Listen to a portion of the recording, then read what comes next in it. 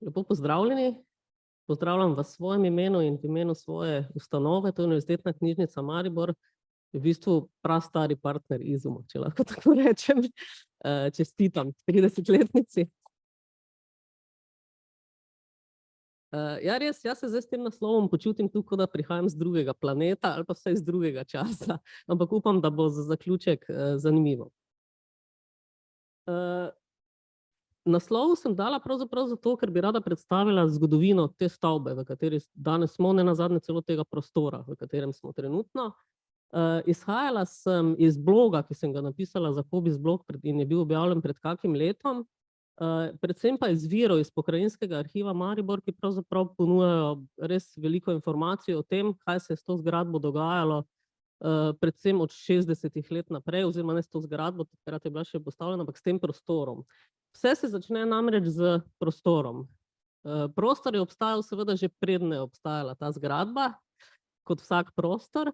Tale posnetek je nastal leta 1962 in kaže prostor, kjer je postavljena današnja zgradba. Vidimo zelenico oziroma sivico pravzaprav na tej fotografiji, ampak travnat prostor, na katerem je bila pozneje ta zgradba postavljena. V ozadju vidimo starejšo hišo, rekli so je Govedičeva hiša, po lastniku Josipu Govediču, ki je bil trgovec s kurivom. In vidimo prostor, ki je potem po gradnji v začetku 60-ih let pravzaprav izginil v tej obliki in postal to, kar poznamo danes. Zdaj, zakaj je ta hiša pravzaprav na nek način zanimiva za celotno zgodbo? Res je bilo rečeno, da bom prepletala stvari, poskušala jih bom res. Namreč v tej zgradbi, ki je bila postavljena leta 1902, Rudolf Holzer je bil takrat tisti, ki jo je postavil, je bila sprva v tistem spodnjem levem delu mizarska delavnica, zraven stanovanje, zgoraj tudi stanovanjski prostori. Vse skupaj je pravzaprav bilo malo bolj široko, ta fotografija je zdaj se mi zdi nekako drugačne oblike. Ampak hiša je zanimiva, potem je prehajala iz rok v roke, tako kot je to običajno. Med obema vojnama pa je bila v njej tovarna čokolade Mirim. Prvi prostori tovarne čokolade Mirim so bili v tej zgradbi, potem se je po mestu selila, nazadnje v vilo Alvis pod Stolnim vrhom v Mariboru. Ampak zakaj je to pomembno za to zgodbo? Zato, ker je bil lastnik te tovarne čokolade gospod Karl Zalokar.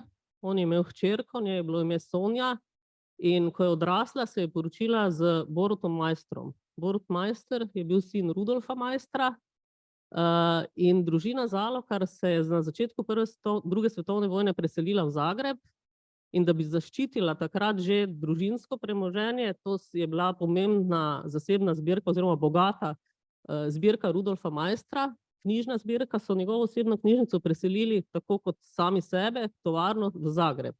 In ta knjižnica je v Zagreb potovala v škatlah tovarne čokolade Mirim. In tudi v Maribor se je vrnila v škatlah čokolade oziroma v škatlah, na kateri je pisalo tovarna čokolade Mirim. To se mi je zdelo zanimivo za to zgodbo, to pa je glava enega od dokumentov.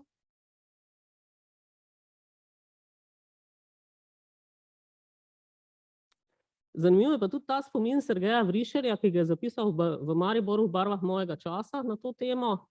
Na Prešernovi sta bili še dve zanimivosti. Nekaj časa je tam delovala tovarna čokolade Mirim v lasti družine Zalokar. Otroci smo si naivno predstavljali, kako se Boris in Sonja Zalokar lahko vsak dan bašeta s čokolado. No, tole pa je že iz tistih načrtov iz Pokrajinskega arhiva Maribor, to je tloris, ki je nastal že pred gradnjo. Na njem vidimo z rdečo to, kar seveda prepoznamo po obliki, to je malo spremenjena, se mi zdi, tale zgradba. Tisto, kar je pa v ozadju rumeno šrafirano in nosi številko 19, je pa Govedičeva hiša, ki je bila seveda predvidena za rušitev. Potem pri fotografijah, ki uprizarjajo gradnjo, se vidi, da je nekaj časa pravzaprav še stala, ampak dejansko so jo na koncu podrli. Predvsem pa so padli oziroma so izginili tudi vrtovi, ki jih tukaj vidimo zeleno še obarvane, to so bili vrtovi za hišo na Maistrovi 5, ki pa danes še stoji, vidim, da ravno urejajo pročelje te hiše. Ampak kaj se je pravzaprav dogajalo z gradnjo oziroma kaj se je zgodilo, da se je ta hiša zgradila? 19.10.1961 je bila potrjena ta lokacija. Ta datum preberem zato, ker je to današnji dan, leta 1961. To je popoln slučaj, ampak točno na ta datum je bila lokacija za izgradnjo doma političnih organizacij, kot so mu sprva rekli, odobrena. Potem je bila leta 1963 izdana odločba z dovoljenjem za gradnjo, gradnja sama pa je potekala v letu 1963 in 1964 in 14.1. leta 1965 je zgradba dobila uporabno dovoljenje. Že nekaj prej pa je bila v njej prva prireditev, kar se mi zdi pravzaprav za tako zgradbo relativno hitro.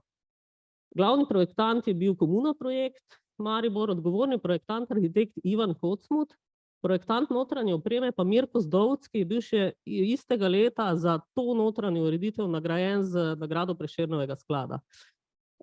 Zanimiv je ta par tudi zato, ker je ne točno ta par, ampak Branko Kocmut, brat Ivana Kocmuta in Mirko Zdovc sta bila tudi avtorja Univerzitetne knjižnice Maribor, ki je bila zgrajena precej pozneje, tako da se je ta tandem v malo spremenjeni obliki potem prenašal še naprej. Tukaj vidimo še enkrat tloris, predvsem je zanimivo, da je bil naprej predviden za zgradbo velik zelen pas, mislim, da takrat sicer ni bil urejen, kolikor se po fotografijah da sklepati, otroško igrišče in pa vrstne garaže. Ne vem, če so takrat že stale ali ne, danes vem, kje imate garaže. Tole je potem že leta 1964, zgradba v nastajanju. Kamera tukaj pa pokriva tisto, kar je najbolj zanimivo. Ne vem, če vi vidite, jaz komaj, ampak čisto spodaj v levem kotu stoji spomenik Maistrovim borcem. Mariborčani pa mogoče tudi drugega prepoznate. Namreč to je spomenik Tršarjev, ki je od leta 1958 stal pred to zelenico, ki smo jo prej videli na fotografiji. Potem ob gradnji pa so ga premaknili drugam, kar bomo videli tudi iz tega posnetka, ki prikazuje to dokončano zgradbo. Tu spomenika več ni bilo na tem mestu. Je pa zanimivo, da je recimo ostal del zelenice. Nekaj zelenega je pred zgradbo vseeno ostalo in če smo zelo natančni, je nekaj zelenega pred zgradbo tudi danes. Se pa malo manjša, malo se krči ta košček trave. Komu je bila zgradba pravzaprav namenjena? Političnim organizacijam, tako kot je ime povedalo, bila je pa namenjena tudi javnim kulturnim dogodkom za širšo javnost in dejansko so se v njej ti dogodki tudi odvijali. Še en posnetek dokončane zgradbe, kaj v njej bilo. Prostori so bili pravzaprav, ko jih gledaš po načrtih, pa današnjo uporabo, kolikor jo pač poznam, relativno podobni. Pravzaprav je šlo za pritličje z portirjem, pa z garderobo, pa z bifejem, nadstropjem z 2 dvoranama. To poznamo še danes, ena naj bi imela 60 sedežev, druga pa 120. Ne vem, koliko jih je danes tu noter, ampak ta za 120 je ta dvorana. Pa seveda še ostali prostori, pisarne v nadstropjih. Najbolj zanimiva je mogoče klet. Kleti je bila predvidena kuhinja, skladišča, kurilnica in pa dvosobno stanovanje za hišnika in soba za šoferja. Tega verjetno nimate več, ne? Danes je vega. Še nekaj umetnosti, ki je bila vključena v notranjo opremo, to je ena taka zelo lepa zgodba, pravzaprav povzemam po Franciju Pivcu, ki je to zapisal v blogu, ki je šel približno istočasno z mojim. Na vzhodni strani stavbe so vitraži Janeza Bernika, na hodnikih dela v lesu Janeza Vidica in Janeza Šibine in tapiserija Marija Preglja, ki jo verjetno vsi imamo v spominu, tudi če ne vemo, da je to tapiserija Marija Preglja, ampak si jo zapomnimo, če smo bili nekajkrat v Izumu. Notranja ureditev Mirka Zdovca, ki sem jo že omenila, in pa ta Tršarjev spomenik. Zdaj, kar je zanimiv podatek, Franci Pivec piše, da je bilo ob gradnji več kot 5% denarja celotnega projekta namenjenega umetnostni notranji opremi. To je nekaj, kar bi si človek danes pač izredno želel pri podobnih gradnjah, pa mislim, da to ne obstaja več, vsaj ne na ta način. Nekaj umetnikov so neposredno povabili, nekaj pa so jih po razpisu povabili k sodelovanju.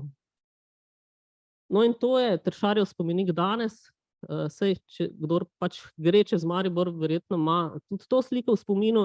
Spomenik je bil namreč po izgradnji doma političnih organizacij prestavljen na začetek promenade Mestnega parka, kjer je še danes.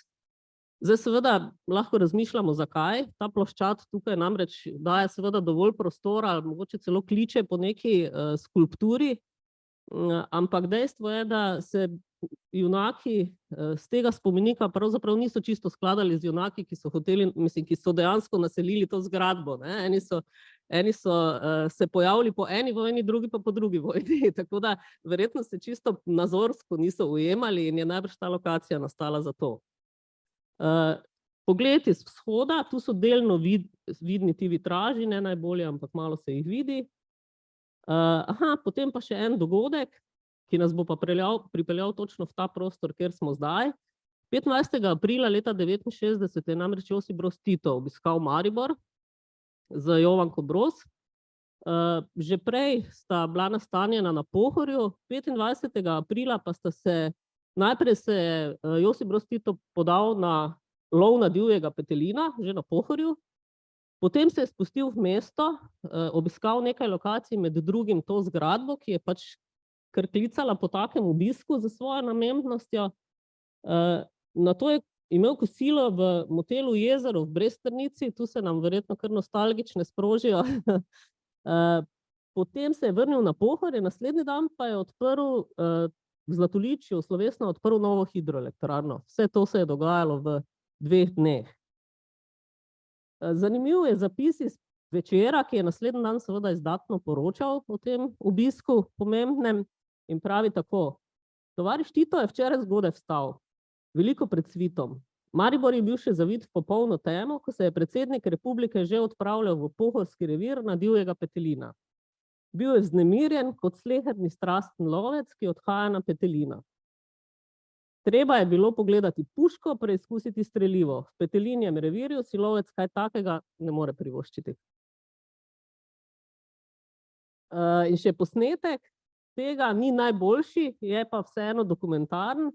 To je posnetek Boga Čerina, podobne so pa naredili tudi drugi fotoreporterji, tudi posnetke drugih fotografov, ki so zelo podobni, lahko vidimo v časopisih naslednjega dne. Tu prihaja v dom družbeno-političnih organizacij, kot so mu že takrat rekli. Meni pa najbolj zanimivo tisto, kar vidimo v ozadju. To so kar množice ljudi, ki so ga na Maistrovi ulici pozdravile, predvsem pa ljudje, ki so na oknih in balkonih Hutarjevega bloka v ozadju. To je pa tudi ena taka zanimiva korelacija, zgradba Izuma pa Hutarjev blok. Hutarjev blok je bil zgrajen tik pred začetkom 2. svetovne vojne, tudi v nekih drugih okoliščinah. Nikoli ni bil tisto, kar si je Josip Hutar predstavljal, postal pa je vedno bivalno okolje, pomembno bivalno okolje Maribora, predvsem pa je bil megalomanska gradnja svojega časa. In podobno je bila megalomanska gradnja svojega časa tudi ta zgradba, dom družbeno-političnih organizacij oziroma političnih, kot so mu najprej rekli. In te 2 zgradbi sta se od nekdaj gledali čez cesto, kot da bi hoteli malo mogoče tekmovati, no.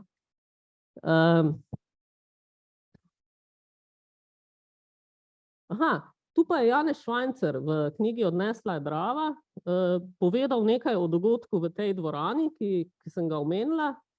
On je bil namreč prisoten, povabljen, takrat še zelo mlad. Tako ni bilo nič čudnega, da so tudi mene povabili v dom družbeno-političnih organizacij, ko je Tito leta 1969 prišel v Maribor. V največji dvorani doma družbeno-političnih organizacij smo sedeli vsi, ki smo v Mariboru kaj veljali. Že prej so nam povedali, kako bo vse potekalo. Meni so kar rekli, naj govorim in predstavim mariborske študente. Tito je vstopil v dvorano, vsi smo vstali in zaploskali. Šel je proti odru in sedel nasproti vsej dvorane. To je bil velik dogodek. Dejansko je moral biti. In še posnetek točno tega dogajanja. Prej sem gledala to dvorano, ko sem tu sedela, mičkeno je pa drugačna. Dimenzije so iste, ampak najbolj nenavadno na tem posnetku, mimogrede, to je zapuščine Boga Čerina, ki je tudi shranjena v Univerzitetni knjižnici Maribor. Ampak zanimivo pa je, da tu Josip Broz Tito sedi pod kipom Josipa Broza Tita, pod doprsjem Josipa Broza Tita, ki pa je delal Zdenka Kalina, tudi pomembno oprsje. Doprsje, ne oprsje. In to je zgradba danes. Zdaj, ker ste vsi drugi govorili o tem, kaj počnete zdaj tu, jaz o tem ne bom zgubljala preveč besed, opozorila bi na tisto zeleno zaplato, ki sem jo že omenila, pač presodite, če se manjša ali večja, pa na tisti prizidek, ki zadaj kuka, za katerega pač veste, mislim, da je 2015, letnica, ko je bil dograjen, Tu je zanimivo to, da je bil projektant tega Peter Kocmut, ki je nečak Ivana Kocmuta. To se pravi, da se ta imena nekako skozi čas pač generacijsko spreminja, ampak drugače pa se kar vrstijo. Čisto za konec, eno tako razmišljanje, najbrž itak, 9 sekund. Rudolfa Holcerja, Karla Zalokarja, Josipa Govediča, Rudolfa Majstra in borcev za severno mejo, Josipa Huterja, Josipa Broza Tita, Ivana Kocmuta in Mirka Zdovca ni več. Govedičeve hiše, mizarske delavnice, tovarne čokoladi Mirim in trgovine s kurivom, pa tudi nekdanjih družbeno-političnih organizacij ni več. Huterjev blok in zgradba Izuma pa se še vedno gledata čez Majstrovo ulico. Majster se kar naprej vpleta v to zgodbo. Med drugim je zanimivo tudi to, da je tako kot je Josip Broz Tito sedel pod kipom Josipa Broza Tita, je tudi Rudolf Majster prebival v Majstrovi ulici še za časa svojega življenja. Tole je pa hec. V bistvu se mi je, ko sem tipkala naslov, se mi je ena taka dualnost sama od sebe postavila, potem sem pa začela kombinirati besede iz naslova, pa se mi je zdelo, da mi vsaka nova kombinacija novo asociacijo sproži. Vam jih bom prebrala, pa razmišljate, če jih vam tudi. Čokolada in kurivo. Čokolada in politika. Kurivo in politika, ta se mi zdi blazno aktualna, ne? Čokolada informacije, to vi veste. Kurivo informacije, tudi lahko, ne? Informacije in politika, ta pa je sploh univerzalna, se mi zdi, ne? Še viri, glavnem sem jih omenila že sproti, in pa povabilo, ki so mi ga spotoma predali, ko sem prihajala, ker so rekli, ker imam čokolado v naslovu. Naj povem, da ko boste odhajali iz dvorane, vas na desni strani čaka čokolada.